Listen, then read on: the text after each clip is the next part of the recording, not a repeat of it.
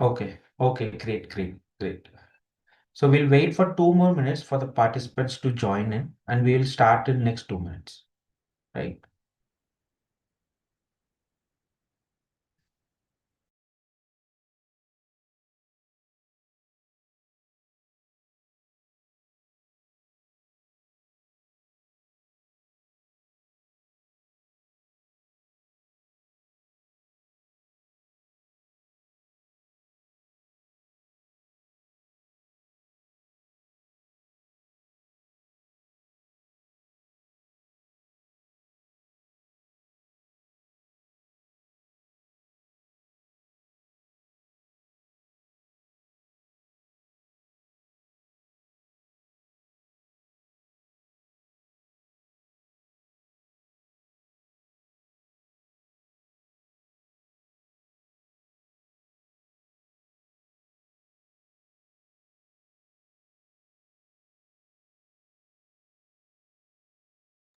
Uh, hey, hey, Rushikesh, can we start? I think we have close to 50 participants now.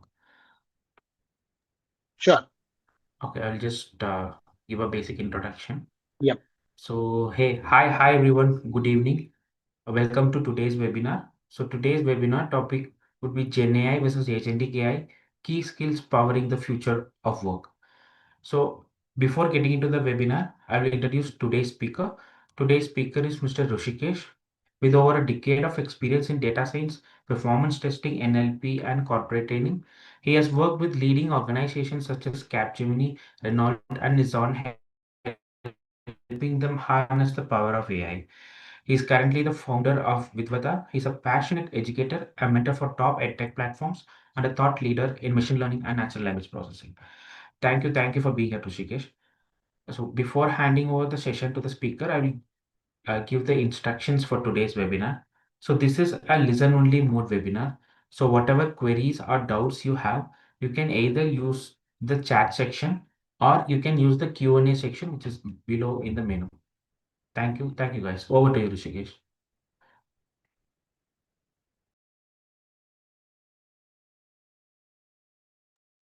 Great. Thanks a lot, Vikas, for the brief introduction. Hey guys, this is Rushikesh Meharwade. Just a quick check before we start. Can you all hear me?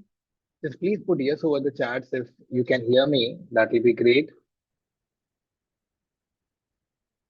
Awesome. Great. I do see some of the responses. Thanks a lot, everyone. So, welcome to the session on the Gen AI versus the Agentic AI. Now, just before we get started, see, this topic is currently the hot topic because the whole world is right now moving toward the AI and also the agentic. Gen AI has been there from the last 3, 4 years, but the last this year and even the previous year has been the core building blocks for this agentic AI. Lot of things are moving. Every company is moving around agentic. We are already using agentic in a lot of different ways. I'm assuming most of you would be from the software background and some could be from the other backgrounds. And people who are already there in the software background, I think they can't live without any agentic coding IDs which are there in the market. So in any way, we are already using agentic AI, already integrated in a lot of things that we do in our day-to-day work. But here the goal is to understand like why, how, and what kind of impact this technology is having right now.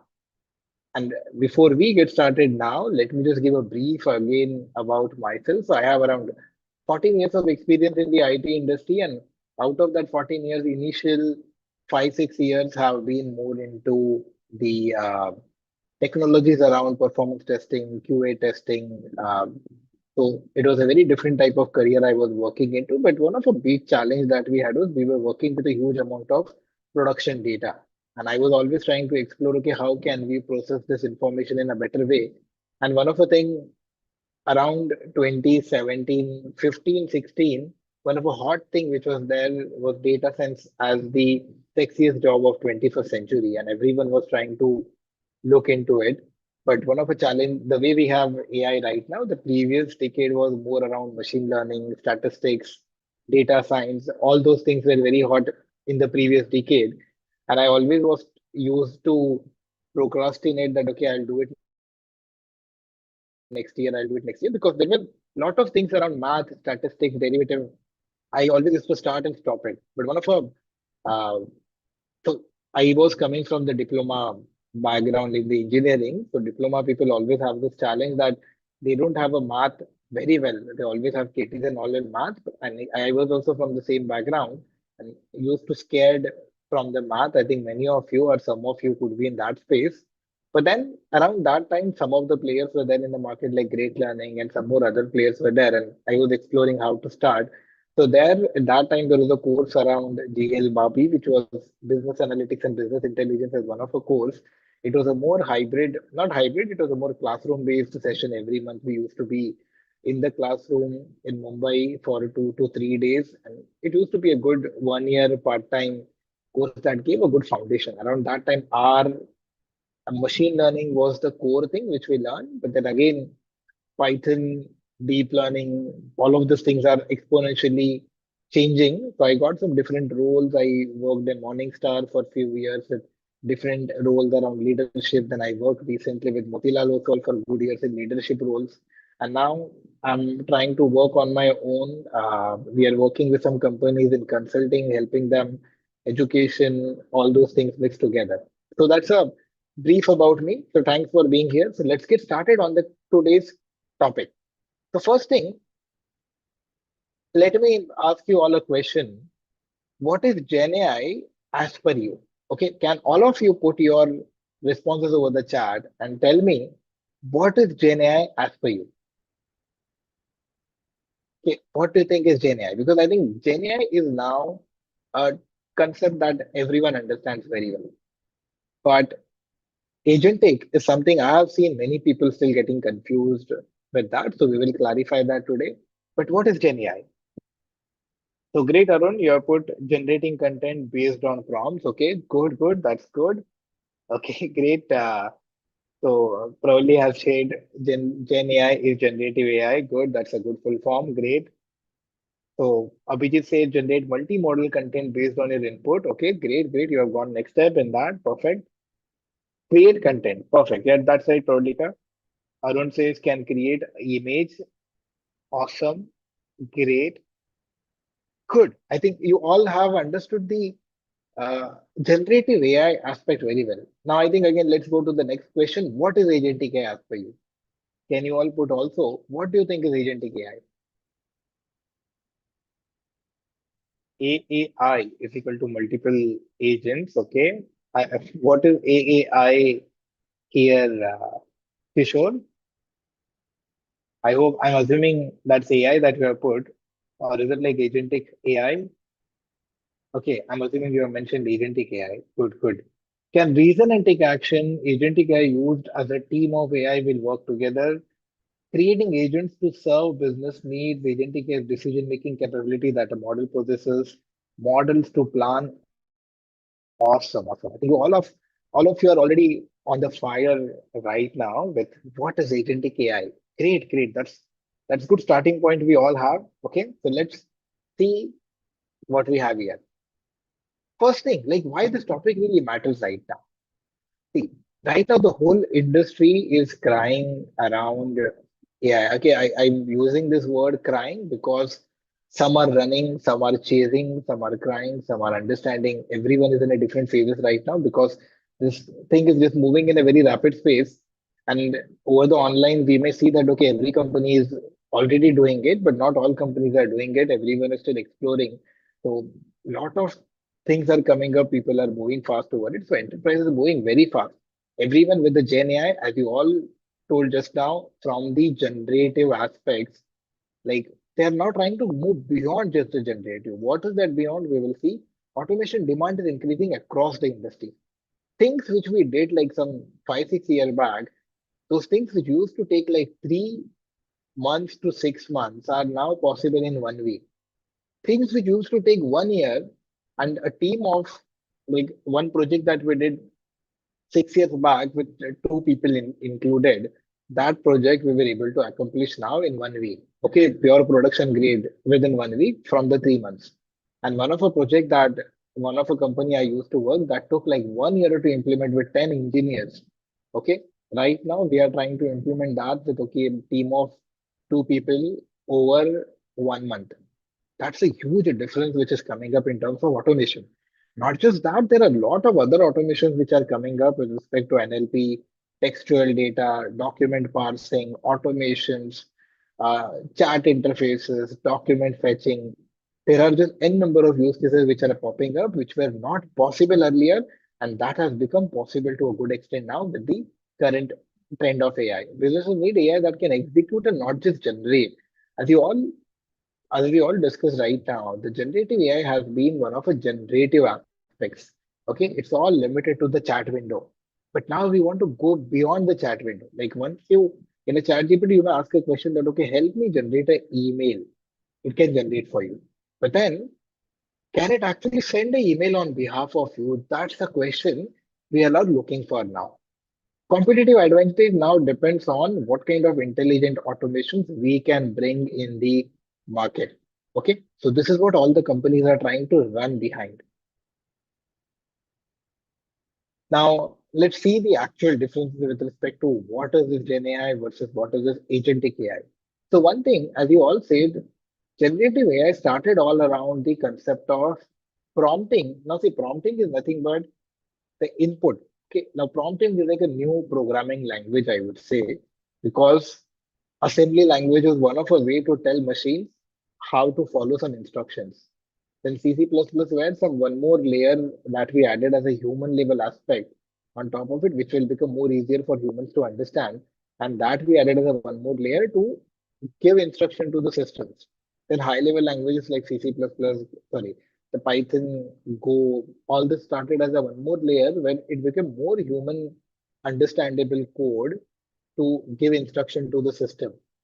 Prompting now has become more similar to the human level operations, which is actually now generating the instruction for the system. See, even if you use Python or any programming language, under the hood, they are still trying to transform all the code in the machine language. In the same way, now what we are doing is we are bringing a one more layer where prompts we are defining, they are building internally the Python or other programming languages. Then those are internally getting transformed to C++. Those are then getting transformed to machine level language. So like this, prompt has become a one more language which we are using to interact with the systems in a much more sophisticated way. And all of that is happening with this LLM model. This LLM model actually became part of the world after 2017, where one of a great paper which was released by Google called as a "Attention is all you need." So when that paper came by Google, initially things didn't move a lot. Okay, over like 3 years, the things were moving very slowly. There are very large models like BERT and all different models that we were working on, but people were not very confident that we'll be able to work with this model. But then after the COVID, when OpenAI came up with their first model of GPT 3.5, not just the GPT 3.5, they came up with the application of Chat GPT. That's when the whole world got to know about this. And I think after that, everyone knows how the things have moved fast. But prompting has become one of a new ways through which we are trying to create the instructions. Okay, it's not still language. Underlying this thing works in a very different way. LLMs are pure next word predictors. Okay, what does that mean is these models are trained on a humongous amount of data.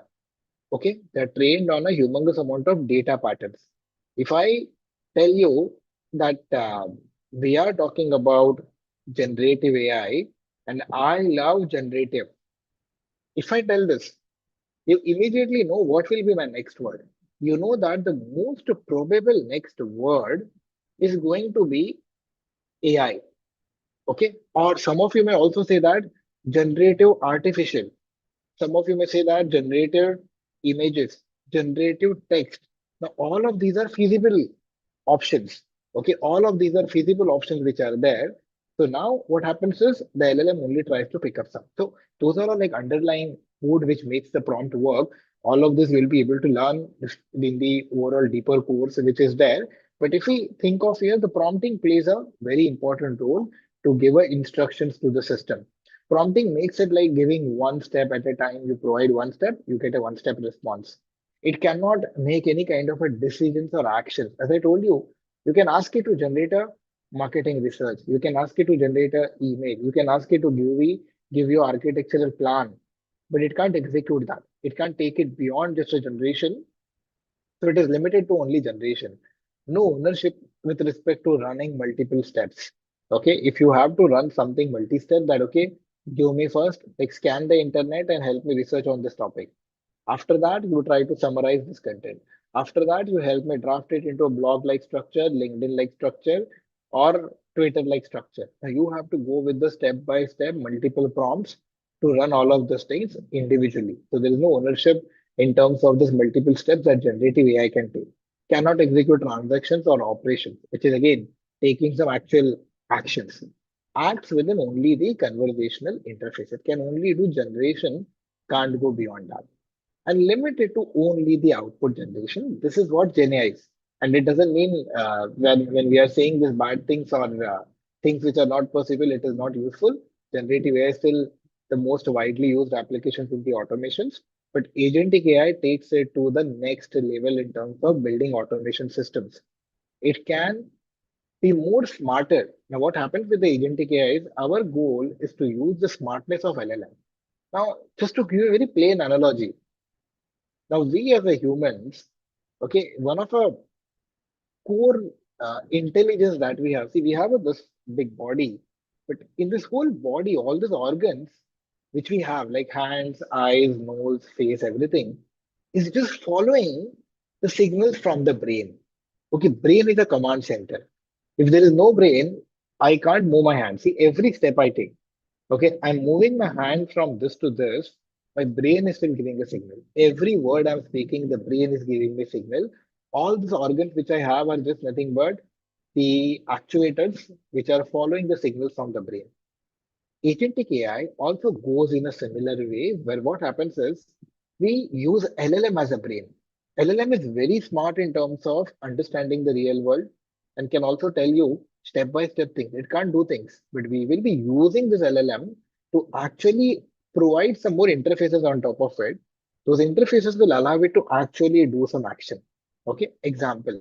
As I told you, I can ask ChatGPT to generate email for me. Okay, but I can't have it send the email. But let's say Gmail comes up with an API.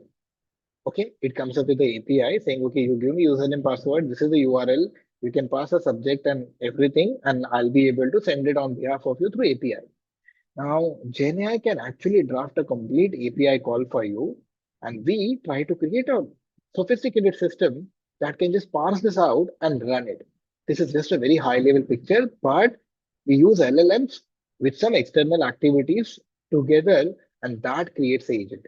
Okay, so agent is like this human body, where hand, nose, face, all of this are just organs which are following the brain.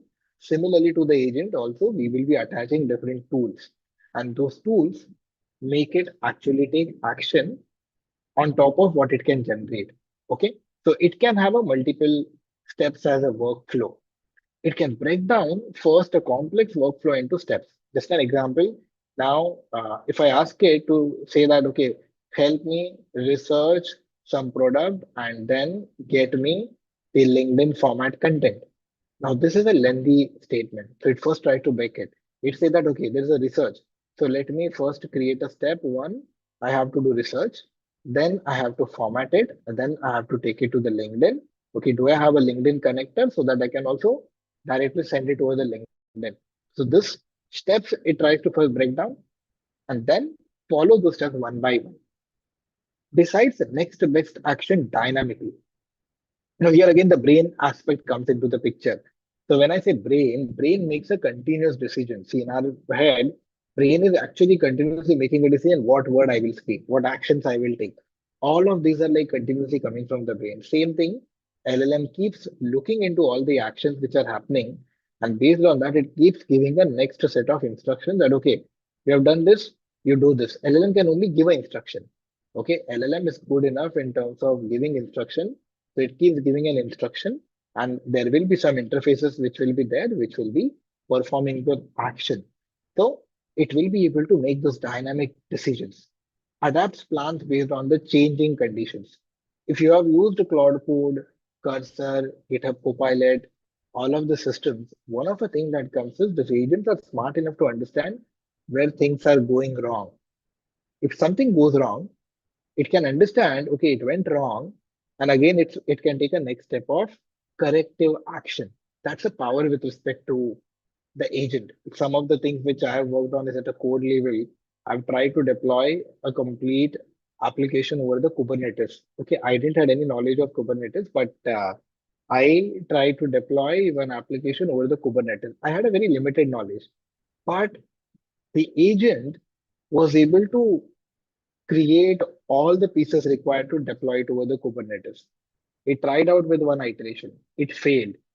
When again, based on the failure, it came back, made again changes to the files. Again, it tried to deploy. Again, it failed. So this went on for some 3, 4 times, but then it was able to achieve that thing by itself, with even the failure being part of it.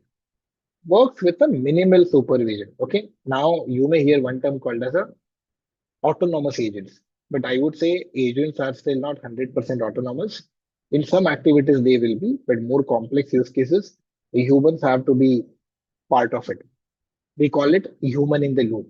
Okay, so human in the loop allows the human to be integrated as part of the whole workflow, where in critical things, human will be working with the AI to take things ahead, and then it can orchestrate tasks across multiple platforms, and that's where the organs or other aspect, the tools aspects which comes into picture, where it can actually interact and ask other tools to do some activity on behalf of it.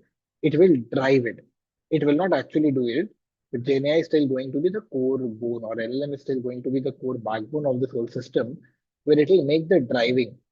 Okay, and monitor the progress and adjust the execution that I told you, delivers measurable business results. Even just before the session, back to this, there are a few agents I am running to build some products, build some website, build some analysis, building some content. So the agents have become a complete part where they keep generating things in the backend to drive the results.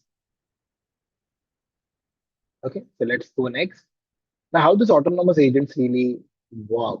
Okay, so basically they try to come up first with the goals based on whatever business objective it will give. As I said, like they are internally first built to break down the task. There is a concept of chain of thought. Some of you may have heard about it, and some of you may not have. But chain of thought is trying to make the LLM break down any task first and then continue working on it. So chain of thought allows the systems to first break down based on the business objective into smaller goals. We also, as the humans, learn this topic called as a problem solving. I think all of you must have heard about this problem solving, which is nothing but trying to break down any problem into smaller parts and then try to accomplish it. Same thing goes on here. So it can break down this into executable subtasks. Then select the tools and APIs required for execution. So as I said, we can give it access to some APIs, functions, tools, MCPs. All of these are different things which we can attach to the agent. And the agent is nothing but an orchestrator. Okay, now just one term I would like to say is agent is an orchestrator between LLM and some tools. Okay, which is like a body is an orchestrator between organs and the brain. Similarly, the agent is the orchestration between the LLM and the tools. So what happens is LLM gives the instruction to agent that okay, do you have Gmail sending API with you? I have generated the email, help me execute it. So it will give all the instructions to LLM how to execute it. Agent. Then agent will execute it as a API. And after that, again, it will give the result back and then say that, okay, see, this is what I've executed. You tell me what next to do. So like this, there is a continuous communication that goes on between LLM, agent, and the set of tools. Monitors the outcomes and adjust the plans dynamically. This we discussed already, and the human supervision. So that is the core with respect to the agent. Now, what kind of a impact are we building at an enterprise level with agentic AI? Now, agentic AI is trying to help us a lot in terms of reducing lot of things which were taking time earlier. We are working with multiple companies where they are now trying to leverage AI to automate many of the repetitive things or the human integrated systems to a good margin. Operations teams keep working on a lot of manual efforts over the Excel, over different processes. So those gets reduced. Lot of software development effort is getting reduced. So all of this is trying to create a big impact overall in the business outcomes. So the major part comes down as repetitive actions. How can we reduce those in a more smarter way? Till now we had a rule-based things where we can only say that okay, if condition is this, do this. If condition is this, do this. Those things are changing now. Where we have a more smarter systems, LLMs, which can actually understand the context very well, not just if this or if that. It can actually understand all the data and then make a decision for us, reduces the human errors in multi-step processes, and enhances overall cross-department collaborations which can go in. So, as I said, the systems are not fully autonomous yet, but as the models are improving, see, there are multiple models. I think all of you may have been hearing already about the Gemini-based models. Gemini comes up with the Gemini 3.1 Pro, Fast. There are multiple variants of the model. Claude comes up with Sonnet, Opus. Those are the models. GPT comes up with GPT as their main model, but again within that they have a GPT Mini, GPT Nano as a different models. All of this every month, okay, almost every month these are all competing with each other. If 1 month Gemini is coming up with a new model, immediately after a few weeks GPT will come. Immediately after a few weeks, um, Claude will come. So all of those are like on a continuous competition. And within all of this competition, we are getting a benefit in terms of the business automations. Businesses are trying to automate all of their processes and trying to speed up the overall business. So whoever is able to do that in a faster way, they are winning in the market. Whoever is slow down in this overall aspect, they are trying to be catching up. Or I think some business industries will be completely killed out within this. Now, one of our, yeah, I think let me just see some of the questions which have popped out before we go ahead. We can reduce it to a couple of days as well. Yeah, I think that's right, Chandan. But again, see, it depends on the type of problem which we have. So still, many people say that, okay, everything is getting automatically. It doesn't happen. We have to provide right set of instructions in a complete detailed way. Then only the system will be able to take those actions. So can you help with an example? So I think Bhavya, I've shared some examples. If anything is not clear, let me know, and then we will try to add some examples around those. Okay. And then Opus and Sonnet are the best ones. So that's very right. I think currently, see, I'm experimenting with different things around Opus, Codex, Cloud Code, anti-gravity. You know, all of these are different systems which are available. So I'm trying to leverage the benefits of each of this in a separate way. Everyone comes up with their own different benefits. Claude is very good in planning, doing activities. Anti-gravity is recently good in designing things. Codex is good in coding. So leveraging all of this together and trying to build a system on top of it is something very critical. That's where you have to understand where what can go and how you can build some professional grade automations on top of the systems. Okay, that's why you will be able to achieve a much more better productivity. So the whole industry is right now trying to work on at an enterprise impact level. There are two important things. One, how to improve your own personal productivity. Okay, like using this all AI based systems, how you can, like whatever you have as a brain right now, how you can give it to the system. So as a founder or a person who's working on multiple things, I try to automate a lot of things which I'm working with respect to the AI-based systems. Lot of it, and it helps a lot. But I get some mental relief because some of the decisions on behalf of me it can take and help me refine those decisions. So one is the productivity aspect. Second aspect is the industry automations. Okay, like what all processes are there in the organization which can be automated with the AI. Now, with the incomplete knowledge of AI, what is happening in the industry right now is Everyone is trying to apply AI in all problem statements, but it doesn't work out like that. There are some specific use cases where you can have a bigger impact. So, learning AI or this agentic AI and all of this, the important goal is to understand where it could be applicable. People are just burning money in terms of just using agentic and GenAI everywhere and then saying, okay, this doesn't work for me. But it is not like that. We have to understand where it is applicable, which problem statements it can have a more impact, and how we identify those. So, learning that will give that kind of a benefit. So companies are leveraging this and trying to do some automations. And one of the challenging thing that is happening with all these companies is people who don't have the skill set. Now that productivity angle is not there. So those people they are trying to reduce down because they want to bring in more people who have this productivity angle now. Okay, because this productivity allows you to go multiple X's. So people who are not upskilling, there they try to reduce it and they try to bring in people who have the skill set because they do think that these people can again uh, take the company up. So that's where moving toward this is very important. Now, this skill set at an enterprise level is becoming more horizontal.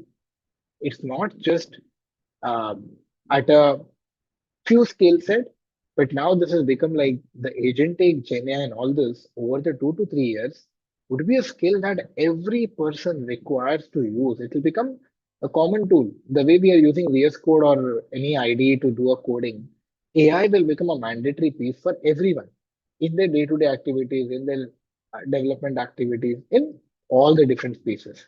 Okay, so at an enterprise level, there's a different kind of impact which is going on right now at a whole organization. Okay, so now let's go on. Now, see, in terms of real world case studies, there are just n number of case studies which are going on in the market right now. Okay, in terms of automations which are happening.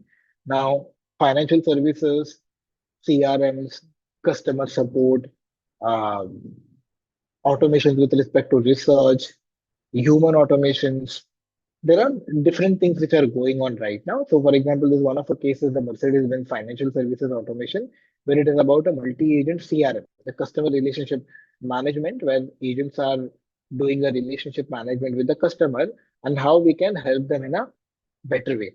Okay, so managing like high volume, complex customer queries in a complete automotive sector and what agent will do in this scenario. Now, agents, there will be different specialized agents. Okay, in agent, we try to build some specialized agent. Now, just to give you an idea what a specialized agent can look like, see, now, traditional or even existing software engineering teams, just what happens is, as a team, there will be one person who's good as a project manager, one person who's a good developer backend, one person who's a good front end developer, one person who's good in the DevOps, one person who's good as a QA.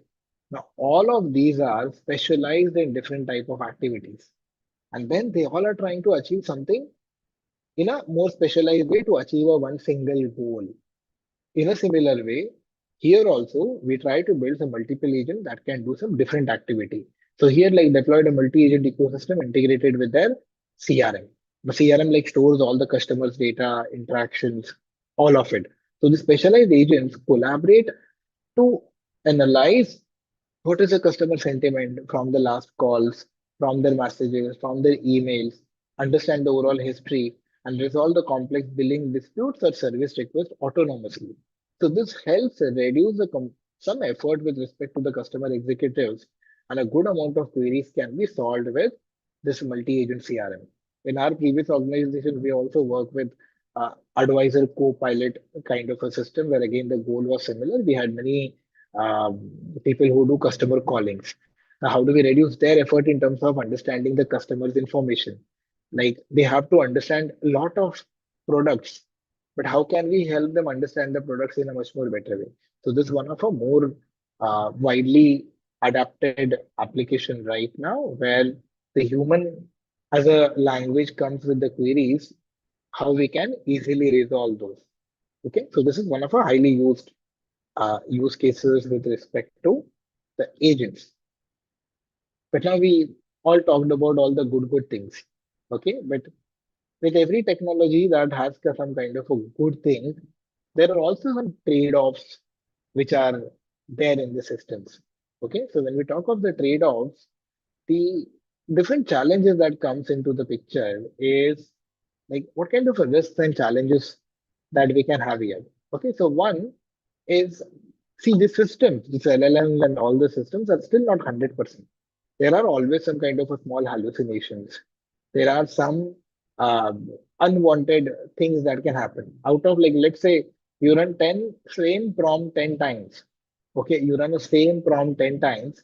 It may happen that one time it will not give you a expected output over the chat GPT, Gemini, anywhere you go, because the systems are not 100%. There is always some kind of a gap because these are probabilistic in nature. So because of the probability, there's always some gap in the probability. And this factor creates some kind of a challenge. Okay, this is like a root cause, but this root cause creates some different challenges in the whole system. So some of the challenges will be loss of control over the autonomous decisions. See, one, you may not have full control in terms of what kind of decision the system will make. Sometimes it may do right things, sometimes it may do wrong things. There is a one of a I think if you guys have been working with Lovable VO, if you guys have heard of this Bolt and all, similarly there is a one more product called as Replit that helps you build websites. Over there, few months back, one of an interesting case happened where the customer was trying to do a deployment in the production, and this AI agent, which had a high privilege in terms of executing the tools, it suddenly deleted the production database. Okay, and that created an impact. Recently, AWS has their some downtimes because of some mess up in terms of their agentic workloads in the backend. So the systems, if not controlled in a right way, can create this kind of a challenges. So some control we lose it, but there are ways to handle that also, which can be learned. Misalignment with respect to the business objective. Sometimes if you're not giving it all the relevant information, it can get misaligned with the overall business objective that we have. Security and access based vulnerabilities, as I said, if you're allowing a complete database as a full control, it can do some unimpacted things. User can hack it. One of a user can impersonate as another user and try to get some data for another user. This is called as a prompt injections or a security level. So there are those challenges, which is just data privacy, regulatory related compliance risk. Those all will come into picture.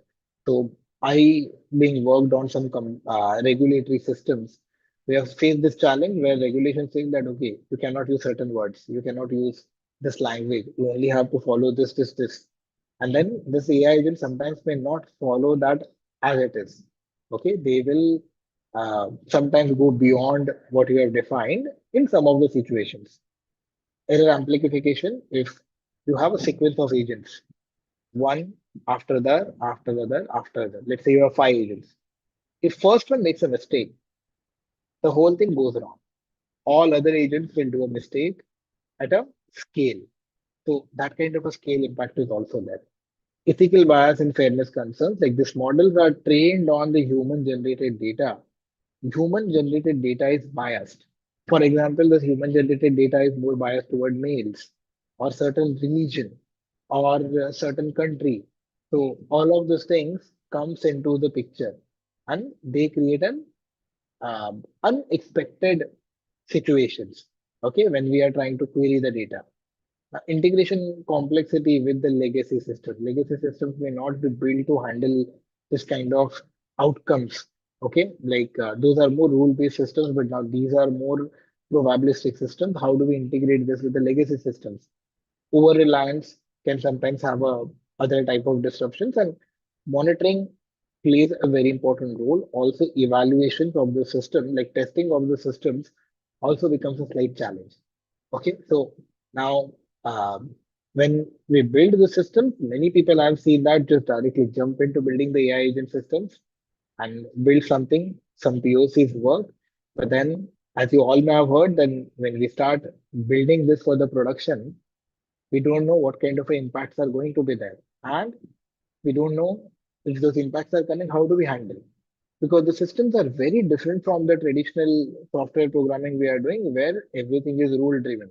We know if this happens, only this is going to happen. Nothing will happen other than that. We have that control. But here, that control is slightly not there in our hand, and we have to understand how do we manage that. Okay, so there are like widely used tools now. Right now, the market is filled with multiple tools. LangChain is one of a largely used tool that I even personally use LangChain to a good extent. Creo AI is one more other type of tool, and then Hugging Face. Hugging Face is a good repository of all the open source models. There are multiple open source models which are hosted over Hugging Face.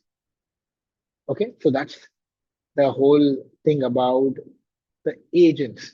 Now, to talk about the program with respect to the Great Learning, like Great Learning is one of our leading edtech companies for professional and higher education, and they have a best-in-class completion rates, learner satisfaction, and also good career transitions which have been achieved here.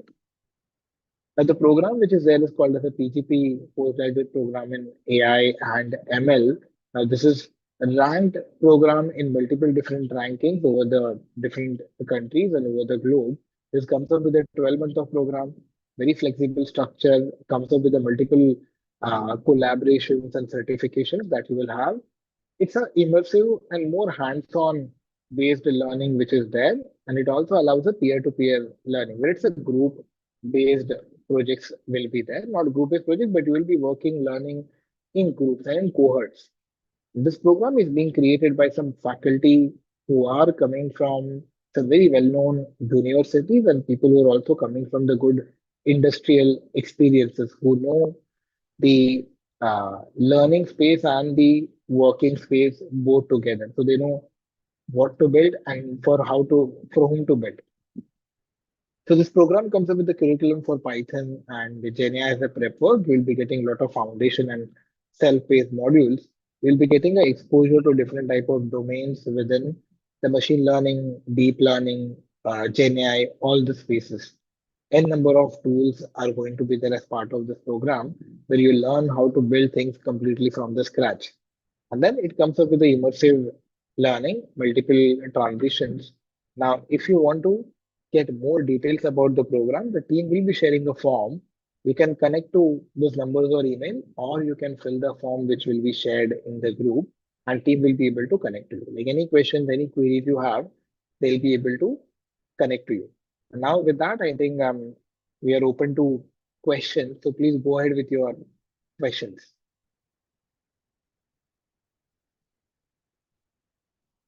Okay, so I do see some chat messages here. So some of this says, okay, do you foresee an endless race between companies in releasing new models with data increasing exponentially?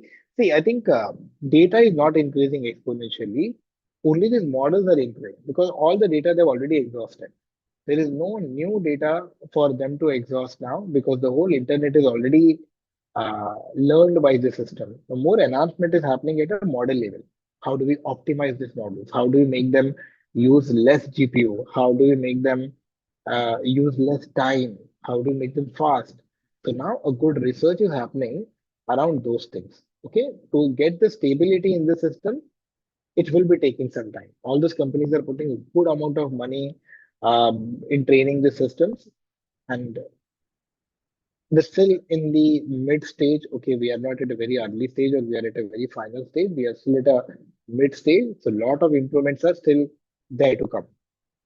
Okay, what are the limitations of agentic AI? I think Dharmesh, we have already covered that, but if you have anything specific as a question, let me know and we will be able to answer that.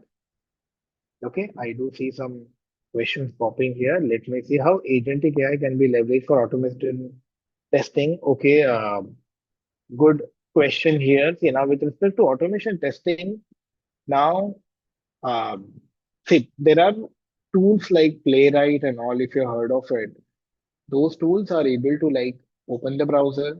The agent can automatically go through the UI elements, click through the elements, fill the forms, and achieve certain things.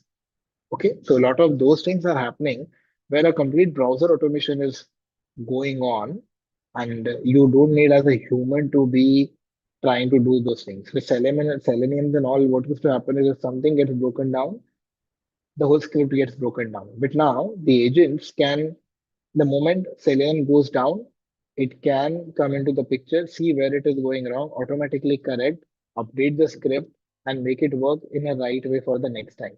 So, lot of automation is happening in the space of um, automation testing, because even now I am building websites. We use these tools to automate even the testing with respect to what UI it is building. Is the UI in the right form? Does it require the changes? So this LLM can do all of those pieces.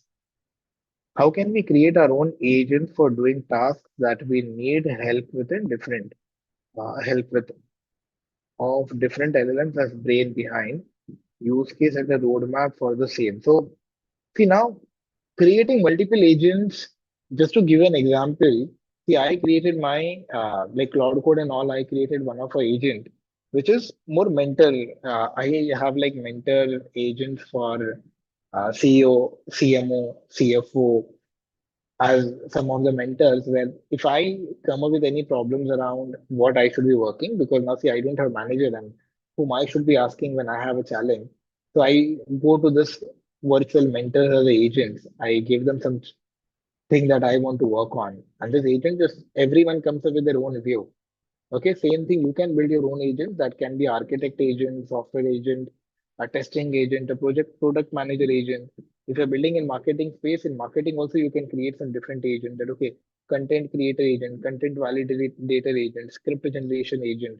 You can build some different agent who are specialized and can help you build some different pipelines. Okay, and they can work together to achieve a certain task. Okay, so I hope I'm able to give you some use cases here. So have we got any benchmark data on drastic productivity gains due to enterprise impact? See, so work like there is a good impact which is already happening, but I'll not say like 80%, 90%. See, the impact is like 30 to 40%. The companies who used to work 100 on the work, like that has now reduced to maybe some 40. But still, a 60% of the effort now still remains for the people to work on. Okay, so if I'm just taking a software development example, like softwares are automatically being built, but it's like 40% of it still generates 80 to 90% of the code. But that 10 to 20% of the code to work on that, you have to still put some 60 to 70% of the effort. Okay, so that's still there. But this is a good gain. Like this 30 to 40% is a proven gain with multiple industries right now in different domains.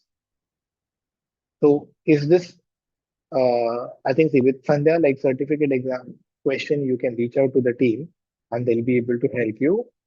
How does agent select the appropriate tool? So Ajaz, like it's again an internal strategy, which the agents are nothing but, as I said, is the interaction between the LLM and the tools.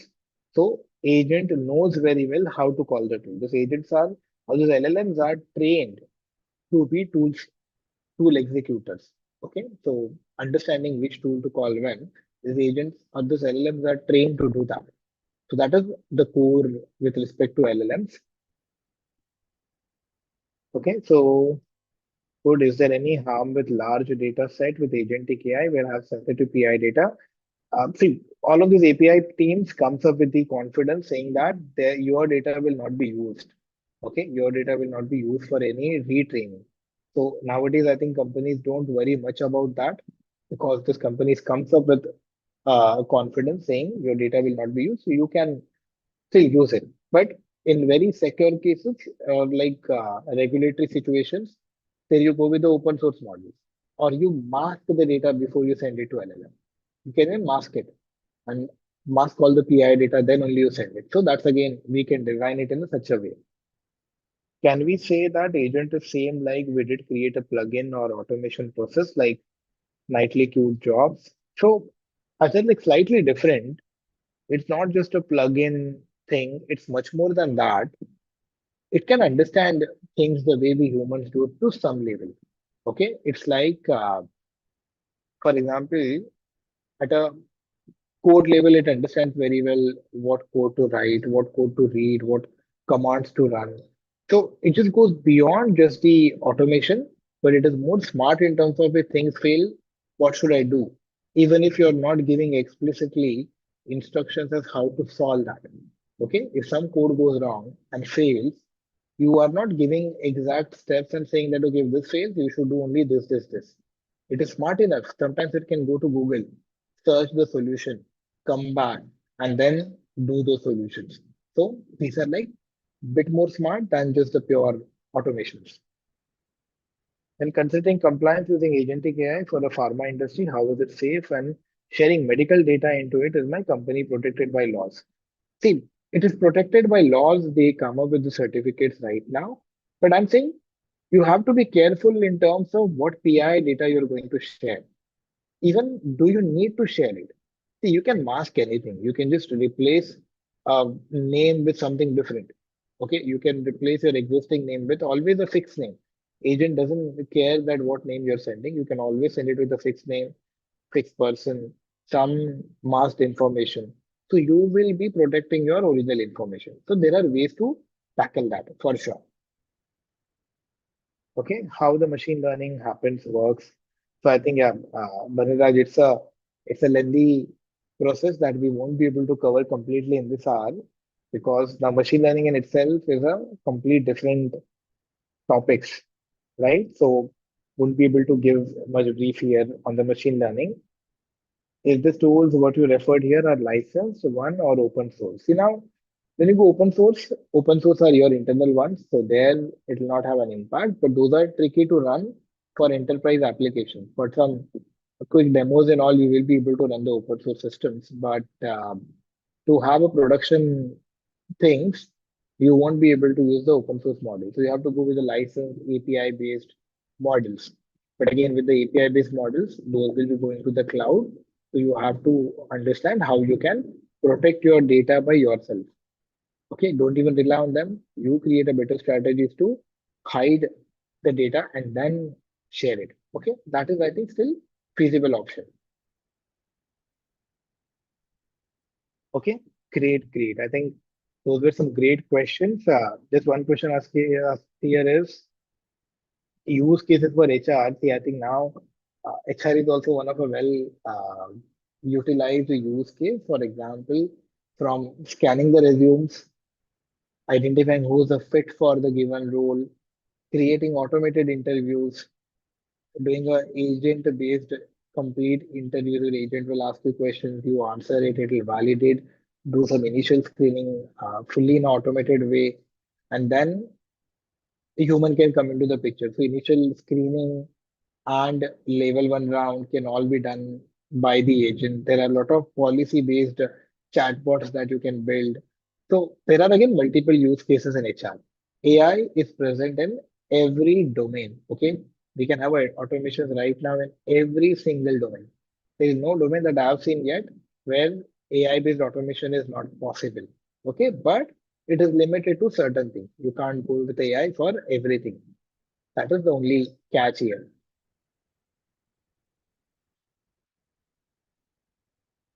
Okay, great guys. I think those were some really good set of questions. I hope the session was useful to you and you were able to learn something new. So can you all tell me like how was the session? Did you guys get to learn something new? Was it useful to you in any way?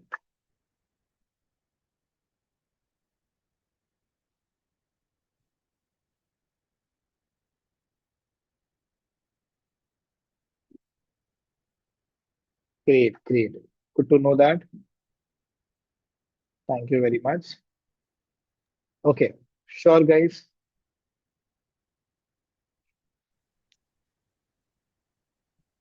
Yes, Rita. So that could be like a lengthier session where we go completely deep into understanding how those things really work.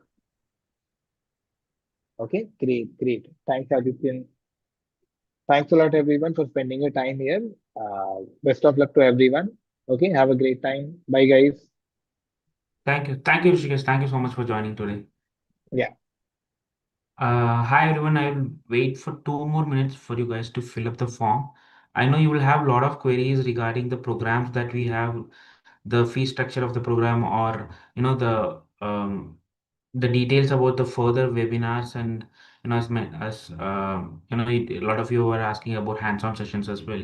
So I'll just sharing this form in the chat. You can just fill it up and you can put the queries there, right? Our learning consultants will give you a better idea on where to start your AI journey, the agentic AI or Gen AI journey that you want to begin with, right? So I'll wait for 2 more minutes for everyone to fill up the form and we can end the webinar.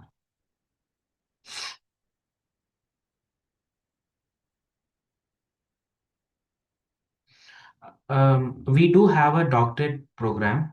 So that is in collaboration with the Walls University, right? As I mentioned, you can just fill up this Google form and you can connect with the consultants. They will guide you for the PhD, sorry, the doctorate program basically.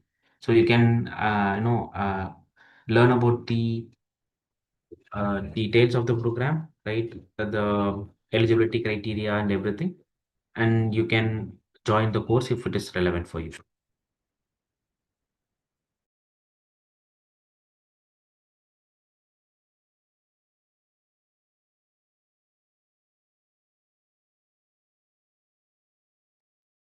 Okay, I think we don't have further queries.